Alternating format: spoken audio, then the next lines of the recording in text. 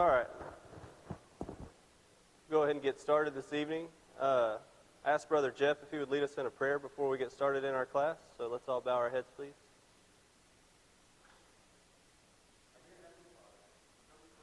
God, we're so grateful for Wednesday evenings. They are a light in the middle of sometimes the dark week. They're a time that we can get together and uplift one another, make each other smile, but we can also, Father, look to your word to learn more, to gain knowledge and insight, and to please you.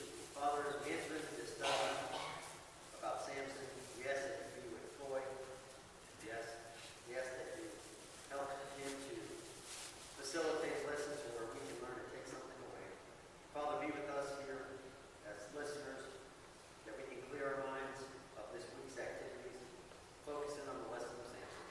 Thank you, God, for your word, for it is a lamp unto our feet and a light unto our path. We pray in your son's name. Amen. Amen. Thank you, Jeff. All right, so tonight we're going to be studying about Samson. If you would, just go ahead and get your Bibles out and start turning over to Judges 13. That's where a lot of our reading will come from, that area of Judges. So I feel like if you're going to teach class or preach here at Southside, you got to either have 3 points or tell a good story somewhere in there. So I'm just going to lead off with the story because I don't have 3 points. So there's 2 things about me that I love to do. I love to hunt and I love to fish. My favorite kind of fishing is wade fishing out in the Gulf of Mexico. And I'm not talking about like up to your waist, like down around your knees, fishing for redfish. What they do is they eat off the bottom so their tails come up out of the water. And so as you wade along, you look for their tails and you cast out in front of them, and when you bring your lure by, they take it and they bite it. So me and my brother, we love to fish like this. So we go down, this was probably when we were in college. We're fishing down in South Texas. It's a beautiful summer morning. It's still a little cool. Got some mist coming off the water. We pull up, to the spot where we're going to fish. And we're all getting our stuff on. Dusty's got this brand new gold Shimano Calcutta reel. He's putting it in his wading belt. And he's on one side of the boat and I'm on the other. And we're getting ready to step off into the water. And he looks at me and he says, "How deep do you think it is?" So I looked over and I said, "Well, I don't know. It doesn't look very deep." And I didn't say how deep it was. I just said, "I don't know. It doesn't look very deep." Apparently he took that as it's pretty shallow. So he just stuck 1 foot off the side and went to lean right over. And the only thing left above the water was his hat. And that's because it was floating. But I tell you that story because you ever heard people say you can't go in the ocean without getting wet? Well, that's how sin is, right? You can't surround yourself with things of the world and sinly things and expect you to not end up that same way. And I think that as we study Samson, we can see how it affected his life. He surrounded himself with people that were sinful, mainly women, and that caused him to sin, and eventually it caused him to lose his life. So Samson was the 12th judge of Israel. His story is recorded in Judges 13 through 16. He judged Israel for about a 20-year period of a 40-year persecution that was put on the Israelites by the Philistines for their lack of faith and doing evil in the sight of the Lord. We know that he was a Nazirite from birth, and he is mentioned in the book of Hebrews along with these other men up here, Gideon, Barak, Jephthah, David, Samuel, and the prophets. So the men that he's mentioned with, Gideon was, of course, the 5th judge. He destroyed the altar of Baal, and he overthrew the Midianites with only 300 men that he reduced down from 32,000. Barak helped Deborah, the judge, lead the Israelites' army against Sisera, who was the commander of King Jabin's Canaanite army. And after Sisera's army was defeated, he fled on foot, and he tried to take refuge in the tent of a woman named Jael. And then, if you remember, when he fell asleep, she drove a tent peg through his head and nailed him to the ground. And we'll kind of talk a little bit more about that story later on.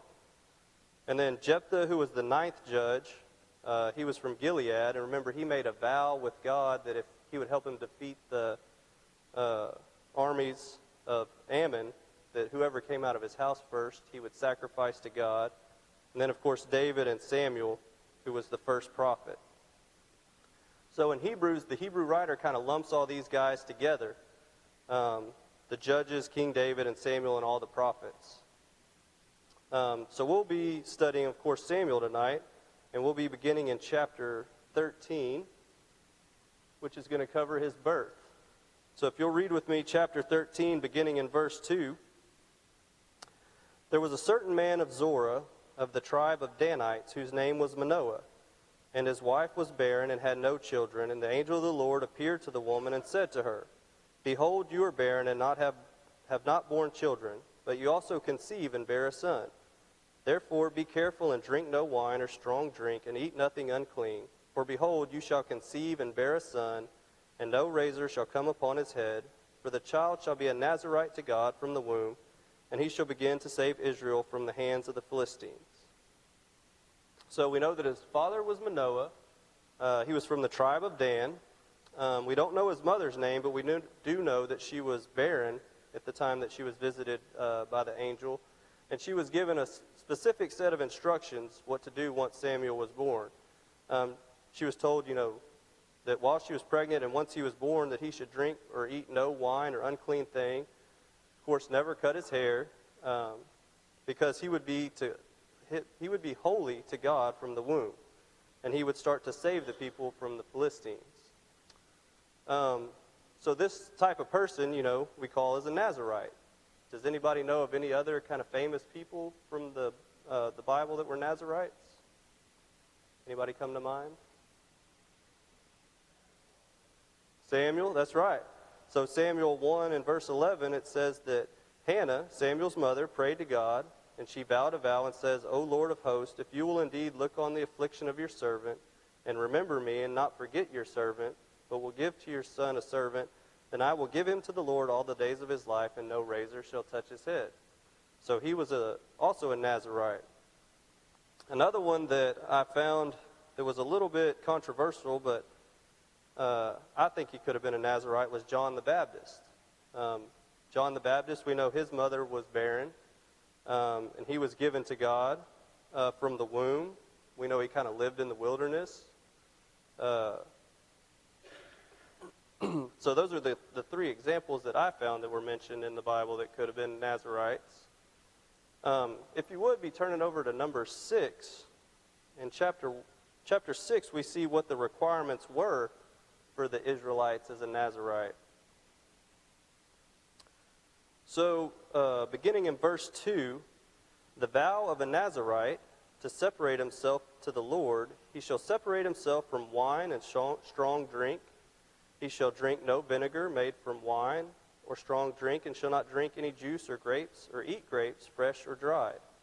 All the days of his separation he shall not eat anything that is produced off the grapevine, not the seeds or the skins. And no razor shall touch his head until the time is completed for which he separates himself to the Lord. He shall be holy, and he shall let the locks of his hair grow long. And he shall not touch or go near anything that is dead, or any body that has died. And in verse 8, all the days of his separation he is holy to the Lord. So here we see that a Nazarite can't eat anything that's from the fruit of the vine. He can't shave his head, and he is supposed to separate himself from the Lord, and he is not supposed to go near anybody who has died or anything that is unclean. So basically, he is to remain holy to God and separate himself from things that are unholy. And as we continue to read about Samson, we're going to notice that he's going to violate some of these Nazarite vows that he should have had. All right, so at the end of the chapter, after finding out Manoah that he is going to have this son and that he's going to be a Nazarite and be a judge, what does he do? He prays to God and asks for instructions on how he's supposed to raise this son. In Judges 13, in verse 8, then Manoah prayed to the Lord and said, O Lord, please let the man of God whom you sent come again and teach us what we are to do with the child we are born. So Manoah, knowing how important this child was going to be to the nation of Israel, prays and asks the angel to come back and give him instructions on how to further raise his child. So what are some of the instructions that God has given us to raise our children? Discipline and instruction of the Lord. Okay, discipline and instruction. I put up there Proverbs 22:6, train up your child in the way he should go, and even when he is old, he will not depart from it. And I think that's something that we can see that Manoah probably did, because at the end of Samson's life, we know that he turned back to God. So, he might have gone through some struggles, but in the end, he eventually was true to God. All right, so that brings us to chapter 14. So in chapter 14, sometime after Samson was born, he goes down to the Philistine city of Timnah, where he sees a woman that he wants to marry. So he goes in and tells his parents that he wants to marry her. Now, I'm guessing this would have kind of been like if you went in and you were an Aggie and said, hey, there's this Longhorn girl that I met, and, she's really good. His parents knew that this wasn't going to work out in the end. So in 14, in verse 2, it says, I saw one of the daughters of the Philistines at Timnah, and I said, now get her for me as my wife. But his father and mother said to him, is there not a woman among the daughters of your relatives or among all our people that you must go to take a wife from the uncircumcised Philistines? But Samson said to his father, get her for me, for she is right in my eyes. So why do you think that Samson's parents didn't want him to marry this Philistine woman? Yes, sir. Well, they were forbidden to intermarry with the foreigners like that under the law. Right. Samson definitely had a weakness for foreign women, found all throughout his story. God was great for the things he accomplished. He had his faults. And that can be said of all these judges, that they all have some faults, but yet they're listed in the great chapter of faith. They overcame and accomplished things that God wanted them to accomplish. Right, very good point. I think you got my notes over there.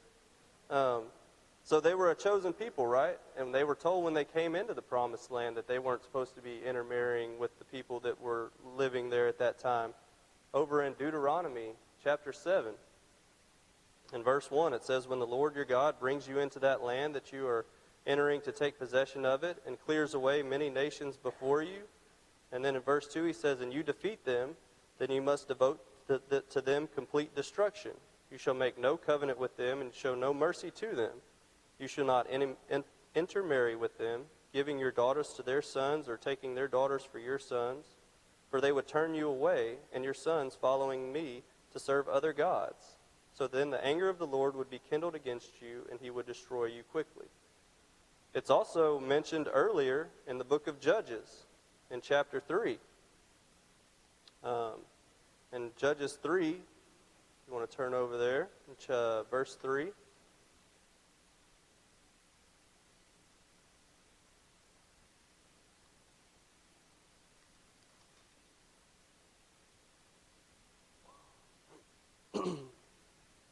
All right, Judges 3, beginning in verse 3. These nations, the 5 lords of the Philistines and all the Canaanites and the Sidonians and the Hivites who lived in the mountain of Lebanon, from Mount Behelrorim as far as Lebo-Hamath, they were for the testing of Israel to find out if they would obey the commandments of the Lord which he had commanded their fathers through Moses. And the sons of Israel lived among the Canaanites and the Hittites and the Amorites and the Perizzites and the Hivites and the Jebusites, and they took their daughters for themselves as wives and gave their own daughters to their sons, and they served their gods. So here's an example, just a few chapters earlier, where we can see this very thing happening, where the people of Israel began to intermarry with the other people of the nations, and they served their gods. So Manoah, being a man of God, he didn't want his son doing this, especially since he was supposed to be devoted to God. However, we can see that God uses all our decisions for righteousness, and he's going to use Samson's decision for righteousness. In Judges 14, in verse 4, It says his father and mother did not know this, but this deed was from the Lord, for he was seeking an opportunity against the Philistines. And at that time the Philistines ruled over Israel. The parents of Samson knew that it was wrong for Samson to marry a Philistine. However, God would use this act of rebellion and lust to his own end to create conflict with the Philistines. So, unbeknownst to Samson's parents, even though Samson wanted to marry this woman, God was going to use that sinful lust to accomplish his goals. So Samson and his parents, they set out to Timnah so that they can pursue the Philistine woman. And that's when on the way a young lion comes about. And Samson kills the lion like it was a young goat. So he goes down and he visits the Philistine woman. And apparently, they hit it off, because a short time later he goes to visit her again and passes by this dead lion. And inside the body, he sees honey in there. So he scoops it out and he eats it and he gives some to his parents. And in verse 9, it says, "And he came to his father and mother and gave them some to eat, and they ate. But he did not tell them where he had scraped the honey from the carcass of the lion." So why would Samson hold this back from his parents? Why was he afraid to tell them where he got the honey from? You're unclean if you touch a dead animal. Right. So it was unclean because it had touched something dead, and he wasn't supposed to be near anything dead. So he probably knew, if I tell my parents, they're going to be upset that I was around this. Not to even think that, of course, God would be as well. And I think a lesson to be learned from that is also as parents. I think it's our job to make sure that we question our children's decisions. I don't know how many of y'all know my mom, but she would have been questioning me where I got the honey. She would have been like, where'd you get this honey? Was it local honey? What kind of bees did it come from, But that's our job, because our kids are going to make poor decisions. How many times you walk in the room and, Cannon's sitting there, Kennedy's crying on the floor. Why is your sister crying? I don't know. Did you hit her? I don't know. But it's our job to make sure that when our children step out of line, our grandkids, things like that, it doesn't matter how simple the sin could be. It's our job to question them and then try to set them straight. So as the chapter comes to a close, Samson decides that he's going to marry this Philistine woman. So they get together, they have a wedding feast. At this wedding feast, he's given 30 male companions, as they said at the time, and he tells them a riddle. And if they could solve the riddle, then he will give them 30 garments, and if they can't, then they're supposed to give him 30 garments. So he tells them, out of the eater something to eat, and out of the strong something sweet.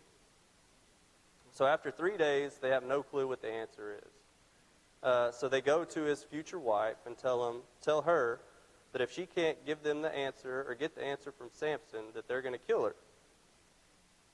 And so she goes to Samson and begs and pleads, and finally he tells her the answer: what is sweeter than honey and what is stronger than a lion? And that's when he replies with, "If you had not plowed with my heifer, you would not have found out my riddle." I'm going to tell you right now, there's no way you can use that phrase with your future or soon-to-be wife or now wife that it's going to turn out well.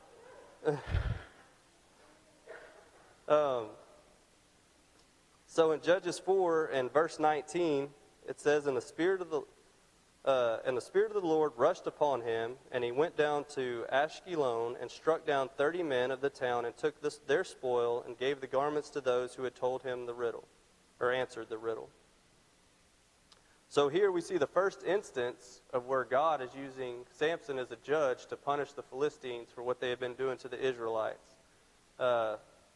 Anger comes upon him. He goes down to this city, and he kills these 30 men there, and he takes their garments, and he gives them to the people in exchange for answering the riddle.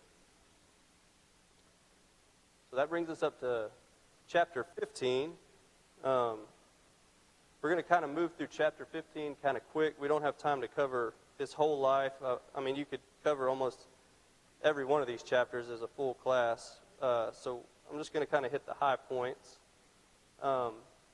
In chapter 15, Samson goes back to be with his new wife or his bride and finds out that she's been given to his companion.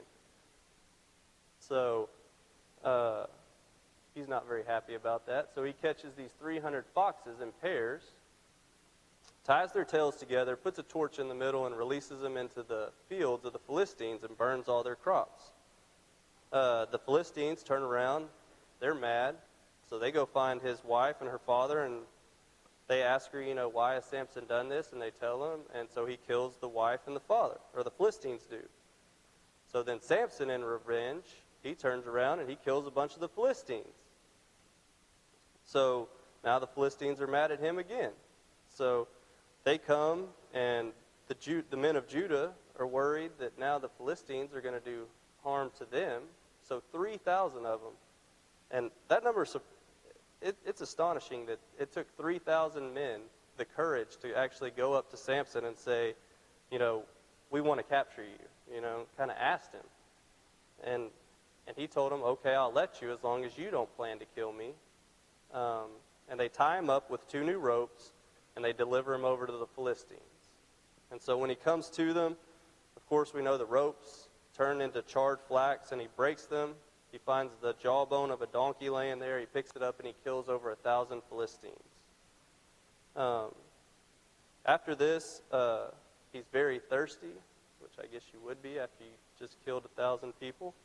And he cries out to the Lord for water, and God opens up a hollow place, and water comes out of it, and he drinks, and his strength is restored. So that's chapter 15, kind of in a nutshell. Does anybody have any comments on chapter 15 they would like to share? All right. So chapter 16. This is going to be the infamous Samson and Delilah.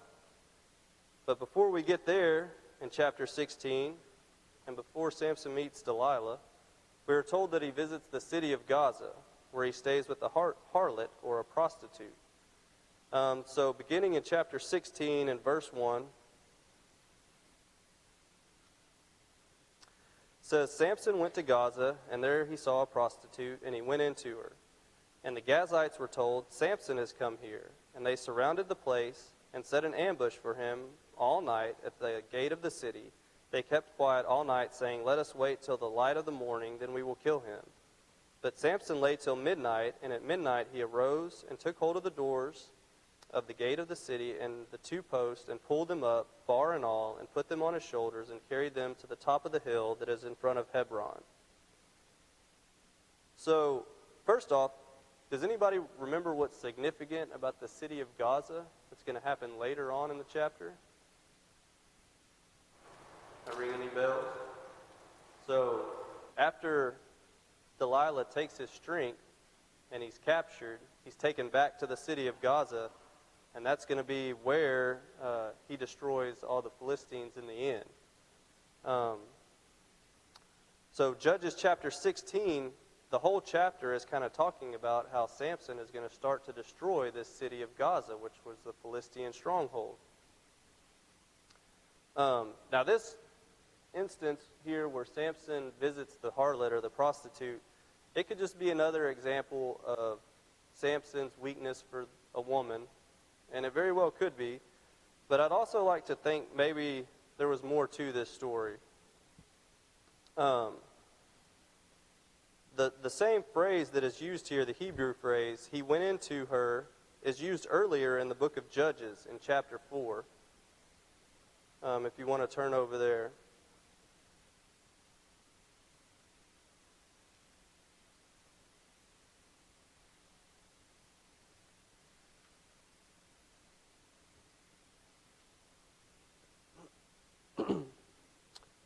All right, so remember earlier I said we were going to go back and talk about Barak and Deborah.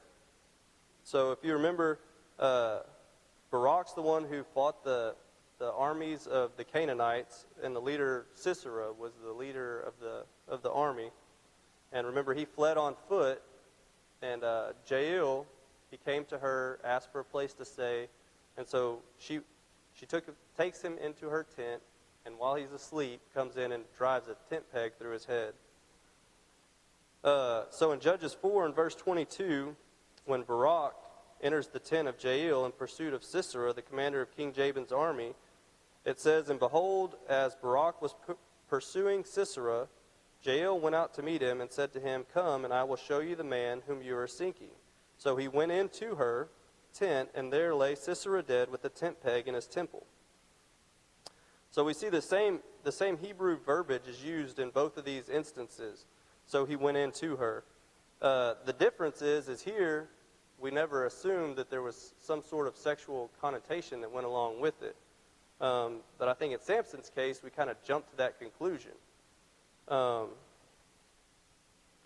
So let's think for maybe an instance, maybe Samson went to stay with this prostitute, but maybe he didn't sleep with her. So if he went to a city that he's looking to destroy, and he stayed with a prostitute or a harlot, what else would he have been doing there? Does that sound like maybe any other time in the Bible where people were sent out to spy on a city? Right. So Jericho, right? Over in Joshua 2 and verse 1, it said that Joshua the son of Nun sent 2 men secretly from Shittim as spies to go and view the land, especially in Jericho. And they went and came into the house of Rahab the harlot and lodged there. So in both of these instances, we have people who were set to go and spy on a city or a city that they were looking to destroy. They stay with a prostitute. The inhabitants of that city realize that they're there and wish to do them harm. And I think you can see the similarities between the two stories. So I don't think this is just some random short story that God decided to put at the beginning of this chapter before Samson meets Delilah. I think that we can see here how he's starting to use Samson to work against Israel's disobedience to start to fulfill his promises. His promise was to give him the promised land, and so Samson goes there to do what Israel's failing to do, and that's to destroy the inhabitants of the land. He's getting ready to start taking over the city of Gaza, put away the Philistines. We know that he doesn't completely accomplish this mission, but at the end of the book, we know that he destroys many of the Philistines. So any comments about that? That might be a stretch. I don't know. I thought it was interesting that maybe that he was there to do something other than that. Also in that verse where he goes and he's sleeping there, I thought it was interesting that it says that he laid there until midnight, not laid with her until midnight. So, maybe he was just there seeking some place to stay and wasn't welcome anywhere else in the city, because we know that once the inhabitants of the city found out he was there, they sought to destroy him. So he rips off the gates of the city and he carries them, some people have said almost 40 miles to Mount Hebron.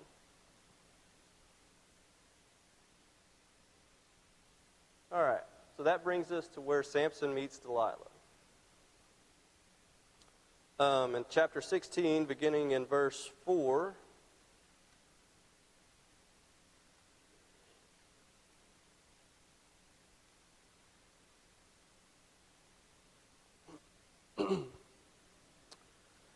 "And after this event, he loved a woman in the valley of Sorek, whose name was Delilah. And the lords of the Philistines came up to her and said to her, 'Seduce him, and see where his great strength lies. And by what means may we overpower him, that we may bind him to humble him, and he will give each of us, or we will give each give you 1,100 pieces of silver.'" So at this point, Samson had obviously inflicted enough harm on the Philistines that they have put this huge bounty on his head and told Delilah that if she could figure out how to find the source of Samson's strength, that they will each give her 1,100 pieces of silver. So we know that Delilah then decides to seduce him 3 times, and each time he lies to her. So the first time, Samson tells her that if someone ties him with 7 fresh bowstrings that have not been dried, that he will be as weak as any normal man. And of course she does so, and then out pop the Philistines, and he breaks them, and she cries, and so he tells her another lie. and tells her that if someone will secure me with new ropes that have never been used, then I will be like as weak as any other man. So they do this again. Again, the Philistines pop out, and he breaks the ropes. And so she cries, and he tells her again, okay, well, for a third time, if you will weave the 7 braids of my hair into the fabric of the loom and pin it, I will become as weak as an ordinary man. And she does that, and then, of course, again, out pop the Philistines, and then once again, he, frees himself, and she cries again. So at this point, I'm thinking, why on earth would Samson actually tell this woman, his true strength? It's the old, fool me once, shame on you, but fool me twice, shame on me. So why would Samson at this point tell her where his strength actually comes from? Anybody? This would be the comment section of the class. She was pretty persuasive, and the one thing about Delilah, as opposed to the other 2 ladies that Samson had affair with, it says he loved her. It didn't say anything about love about the other 2. But she was very convincing. She was telling me he didn't love her. She didn't tell her. Right. She just convinced him that way. I think that's an excellent point. Brother Jerry, he said that this was the first one that he actually loved. And I think that's what was different here. I think that it showed in the end that maybe he loved her more than he loved his vows to God. Yes, Jeff? My version says that his soul was vexed to death. I mean, she wore him out. And I think that he only had one choice left, and that was, like you had said at the beginning, you don't jump in the ocean without getting wet. I don't think he had a choice left but to tell her where his secret came from. Right. And that's pretty much exactly what I had right here. First it goes to show you, right, that God didn't want his people intermarrying or even associating with these ungodly people because he knew that it would lead them astray. And then second, I thought, that it was a little arrogant of Samson. I think he had broken his Nazirite vow in the past. He had gotten away with it. I think that he figured it doesn't matter if you cut my hair. Nothing's going to happen to me. Sin can confuse people. It says in 2 Peter 2 that poor Lot was vexed, living down in sorrow. And so here he was, falling asleep on the lap of Delilah, which is a sermon title of mine. And she just kept on and kept on and kept on until he just poured his soul out. He talked about other things until he just opened up and just let her know everything about him. And then he was right, therefore, to tell the rest of it. Right. And she just vexed him, confused him. And that's what happens when you hang around sin long enough. Evil companionship still corrupts good morals. Right. So this is the 4th time, right? I mean, he had 3 other times before this where she's weighing on him, and he chose to stay there. And then, eventually in the end, we see that it led to his demise. So that kind of leads me to my next question. So she finds out it's his hair, and she has it cut. So was his strength actually in his hair? Right. No, right? Why? So where did... Yes, sir. The cutting of his head, to me, seems to be the final breaking of the Nazirite vow. And at that point, he had already broken all the other restrictions of the Nazirite. That was the last straw. And it says that God left him. Right. So let's go ahead and read the account here because I want to hit on that some more. In Judges 16 and verse 19, it says, she made him sleep on her knees, and she called a man, and he had him shave off his 7 locks of his head. And then she began to torment him, and his strength left him. And he said, the Philistines are upon you, Samson. And he awoke from his sleep and said, I will go out as at other times and shake myself free. But he did not know that the Lord had left him. And the Philistines seized him and gouged out his eyes. So even after his head was shaved, I think if I had long locks of hair and somebody shaved it off, even if I woke up and all these people were around me, I would notice that my hair was cut. But he still thought, I'll go out and do what I always do. I'll shake these people off and I'll be fine. But what he hadn't realized yet at that time was the Lord had left him. I think, like we were talking about too, that it wasn't just this one single time that he broke his Nazirite vow. I think it was a culmination of all the times leading up to that. And then, like Brother Jerry said, I think he actually really loved this woman. He loved her enough to tell her this secret. And I think that shows that maybe he was starting to love things of the world more than he loved God. And I think that's kind of where the final straw was. So Samson's eyes, he's captured and his eyes are gouged out, and they lead him back away to the city of Gaza, where he is put to work in the prison. And to celebrate his capture, the Philistines have this huge celebration where they offer all these sacrifices to their God. And they say, hey, let's call Samson up here, and he can entertain us. They're going to make fun of him. And so we know that's when he puts his hands on the pillars and pushes them down. And we're told that he destroys more Philistines in his death than he killed in his whole life, somewhere around 3,000. So why is this man who struggled throughout his whole life to serve God, broke his Nazirite vow time and time again, why do you think that they put him in the halls of faith along with these other great men? At the end, that it was God who gave him the strength, and he prayed to him again for that he might destroy his enemies. He Right. still believed in God. Very good. So if you couldn't hear, she said that, in the end, he still believed in God, and he prayed for his strength to come back, which I think is another indication. We know at that time his hair was already long too, right? But his strength hadn't come back. He still had to pray to God and ask for that strength to come back. Yes, sir. To me, it's a presentation of hope and faith for us. We all have faults, but we can overcome them. God can use us if we'll turn to Him. And of course, in the end, Samson turns to God. And God had used him to accomplish his purposes.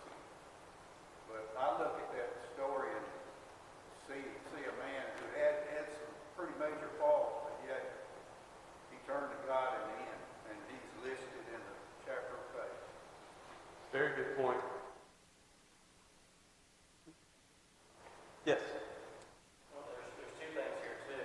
Samson, he's the strongest man we know of in the Bible.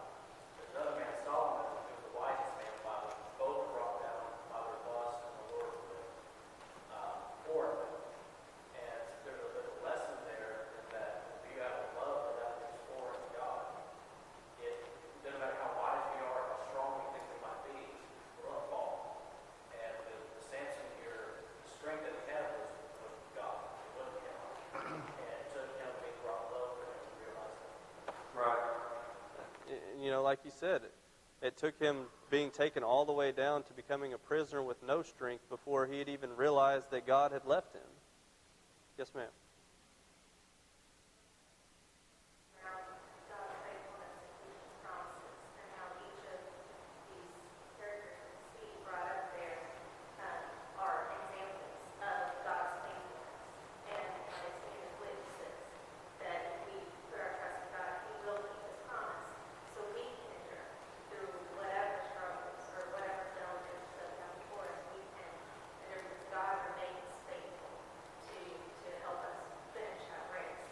And in the end, Samson does put his trust in God to bring those pillars down. And so he stands as an example that no matter what our elements are, God remains faithful regardless.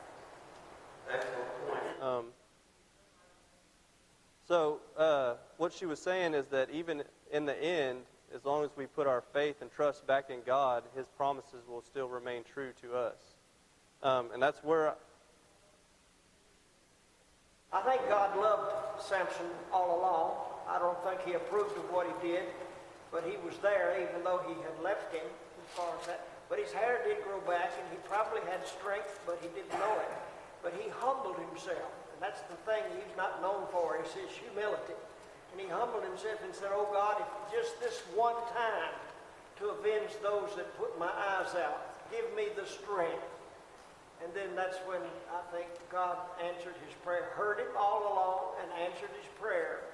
And his mission that God had called him for at the beginning was finally accomplished. The Israelites were delivered from the Philistines. Excellent. Yes, sir. Very good. That's actually right where we're headed to.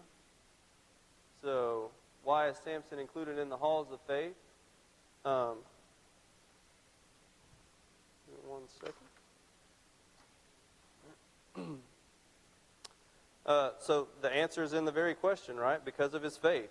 And because of his faith, we know that the promises that God has given him and us are going to come true.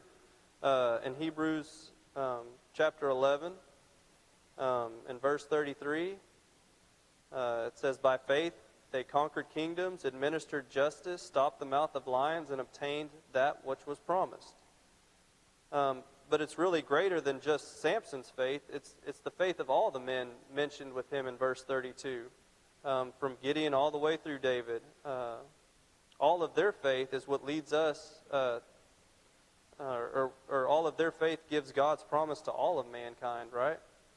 At the end of the chapter here in Hebrews 11 and verse 39, these were all commended, talking about the judges, the prophets, and the kings mentioned earlier. They were all commended for their faith, yet none of them received that which had been promised, since God had planned something better for us, so that only together with us would they be made perfect. So through their faith and their sacrifices, we know that we are made perfect through God, God's promise to us, which is Jesus. And in that very next chapter, in chapter 12, he's going to go on to tell us that Jesus is the founder and perfecter of our faith.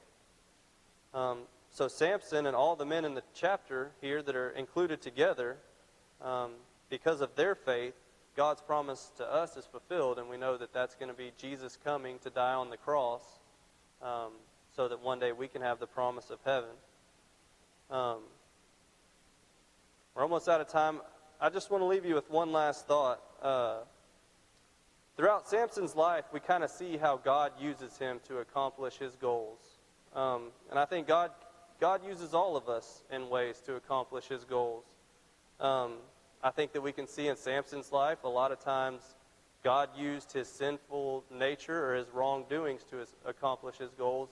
And so that led to him receiving or having to suffer the consequences for that. So I think we need to learn from that and realize that we can either receive the consequences that Samson got, or we can do things that are righteous and be faithful to God and then receive the rewards for that. Yes, sir. I think that Hebrews 12 is so important.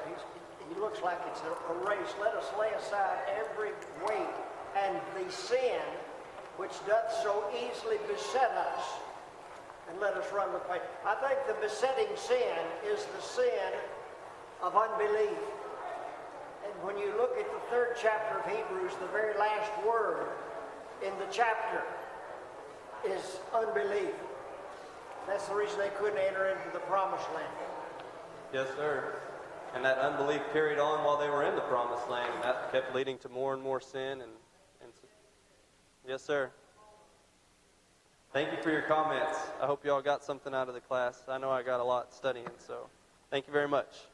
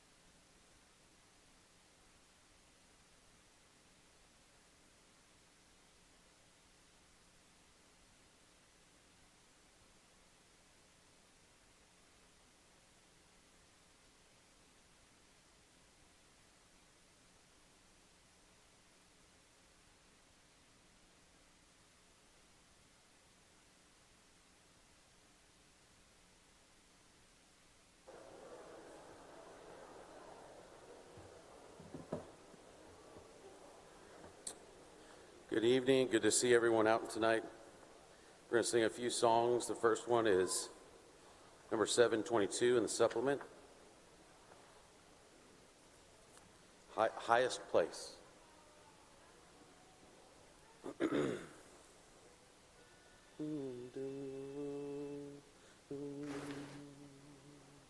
We place you.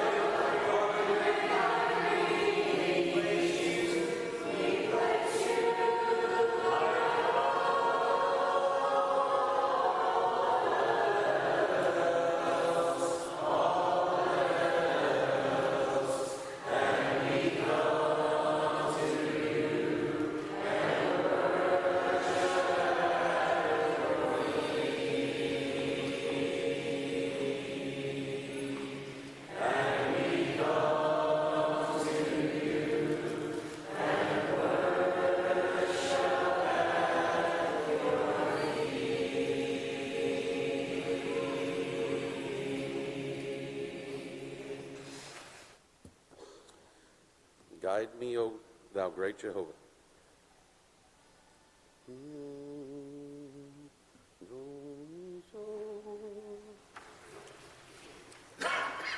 Guide me, O thou great Jehovah.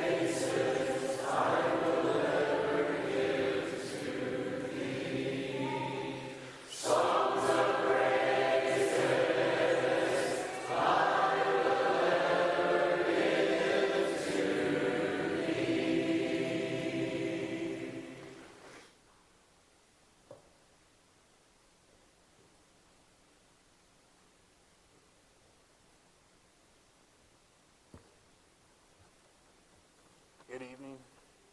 I always enjoy getting up here and getting to speak in front of all y'all, and I'm thankful to Bubba and the elders and to God for giving me an opportunity to get up here.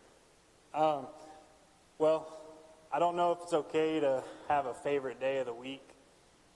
Some people look forward to Wednesdays. Some people look forward to Fridays. I look forward to Tuesdays. Tuesdays are the day that our Bible study group meets, and we have Devo, and we all get together. Well, last week, I made the decision to go straight from work to Devo. And I didn't go home and take a shower beforehand. It was a day that, it was kind of rough, but I didn't sweat, so I didn't feel the need to go home and shower. So, well, as I got to Devo and I sat down to eat, it came over me like a wave. I wasn't refreshed. I wasn't energized. I still had the filth of the day and all the bad meetings, the bad phone calls, all of it. It was all still with me. And why do I bring that up is I want you to think of that as sin and how sin is and how sin can stay on you as filth throughout the day. And that's why God gave us baptism. That's why God gave us the opportunity for redemption, repentance, and to be washed clean of that filth, to be washed clean of that sin. In Hebrews chapter 10, verses 22 through 23, it reads, "Let us draw near with a sincere heart and full assurance of faith, having our hearts sprinkled clean from an evil conscience and our bodies washed with pure water. Let us hold fast the confession of our hope without wavering, for he who promised is faithful." Sin is that dirt in our lives. And sin is the difference between us having just an okay day or having a really great day. Sin is the difference from hearing God say, "Enter in, my good and faithful servant," or "Depart from me, I know ye not."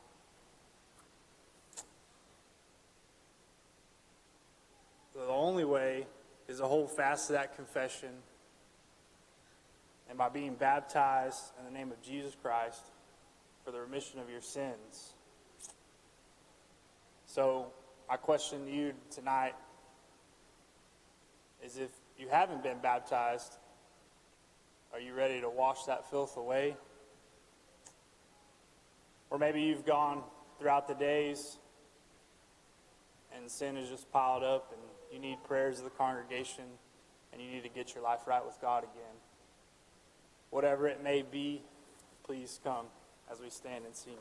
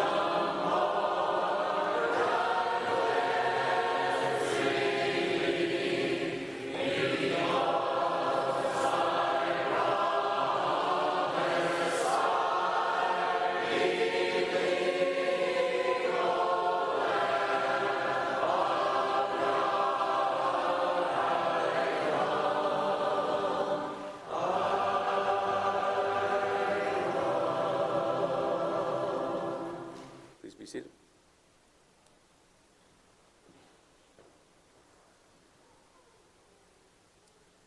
Thank you, Josh, and thank you, Alan, for refreshing us tonight. What a wonderful job.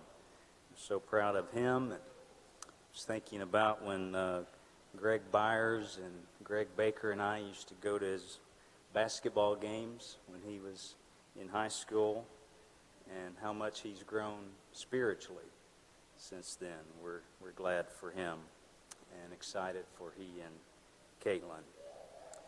To our visitors, we're glad that you're here, and if you'll bear with us just a moment before we're dismissed in prayer, we want our people to be aware of some changes that have happened since the Lord's Day.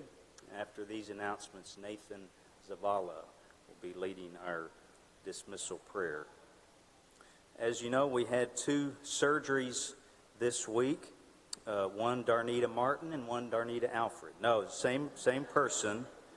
Darnita Alfred had surgery on Monday. She's already back home and doing well. And Barron thanks all who prayed for her, and we want to continue our prayers as she recuperates. Diane Wardlow is also at home following her surgery on Tuesday. Remember, she's going to be in a sling for the next 6 weeks and will need our assistance, I'm certain. So let's check on her and her family as we have the opportunity. Sarah Hogan has left for Florida. Keith said she's going to be there for the next 3 weeks. So pray for her and her family and responsibilities there. And, of course, pray for Keith while she is away. We're saddened to report the passing of Sister Virginia McMurtry. That's the sister of Sandra Holloway. You've likely met her when she visited with Sandra. She was a longtime member at Stallings Drive in Nacogdoches. And her passing was rather unexpected. And so we want to pray for the comfort of Sandra and her family during this time. As you leave the building tonight, please take notice of the November transportation sheet that's been posted so that Carol and Sister Roberta can get rides to the services each week. This coming Sunday will be a special one for us. Sunday morning, be a special sermon called Asleep on the Lap of Delilah. No, but I am curious about that one. I'm going to ask how that one goes because I would like to know. But Sunday morning, there'll be a sermon about the death of Jesus. It was actually inspired by one of the new songs that we learned about the veil of the temple. And so as we've done in previous occasions, we're going to partake of the Lord's Supper after the sermon because it will pertain to the sermon itself. And then Sunday evening, we have a singing plan where we'll be singing all of those new songs that we've been learning in September and October. So special Sunday. Hope you can be here and bring someone with you. There's one spot left on the meal list for Warren Berkeley and Paula while they're here. I believe it's the Sunday night of the meeting. If you'd like to entertain them or take them out after services, you'd enjoy being with them, and they would be encouraged by you. Anything else before we're dismissed tonight? Let's continue to keep these and others in our prayers and be the kind of people that God has called us to be in the church, to encourage and strengthen and to edify Him as we grow closer to Him. Let's be standing as Nathan leads us in prayer.